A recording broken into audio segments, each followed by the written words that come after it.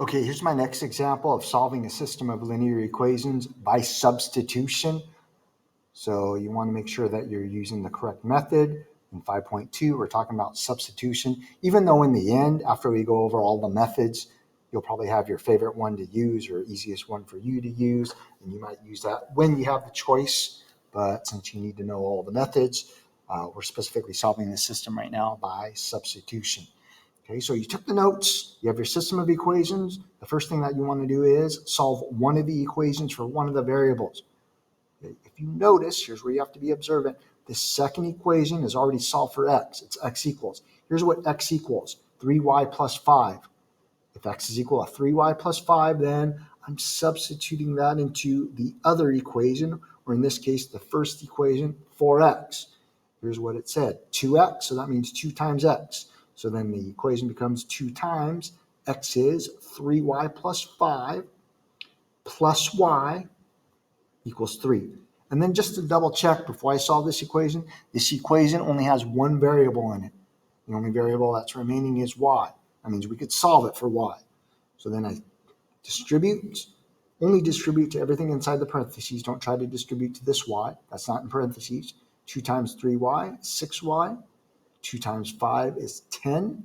And then don't forget about the plus y equals 3. Now we can combine like terms. 6y and y is 7y.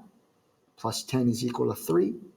And use inverse operations to solve for y. Take away 10. 7y equals 3 minus 10 is negative 7. If I divide each side by 7, y is equal to negative 1.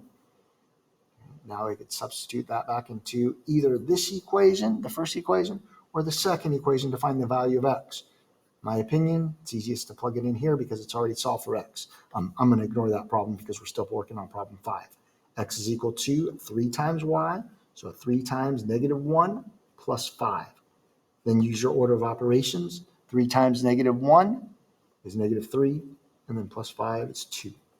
So here's the x value, here's the y value. Our solution, or again, the answer, should be x, then y.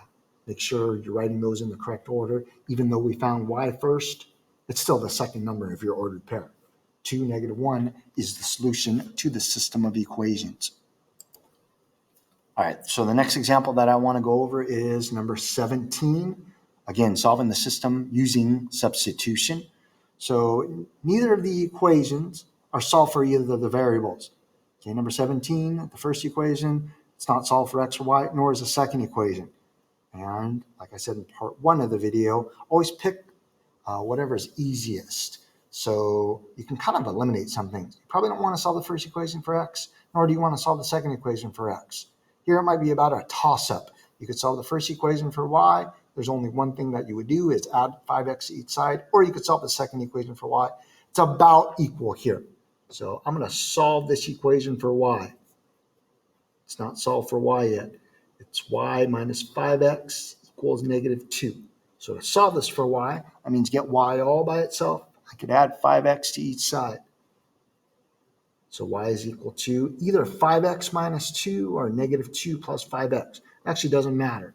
I'm going to write it as 5x minus 2.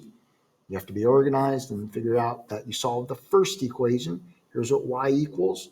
And then I'm going to substitute it back into the second equation. So then the second equation becomes negative 4x plus y. But we just found that y is 5x plus 2. So plus 5x. I think I said plus 2. It's minus 2. And that's equal to 2. So I'm left with this equation. It only has the variable x in it, which means we could solve for that variable.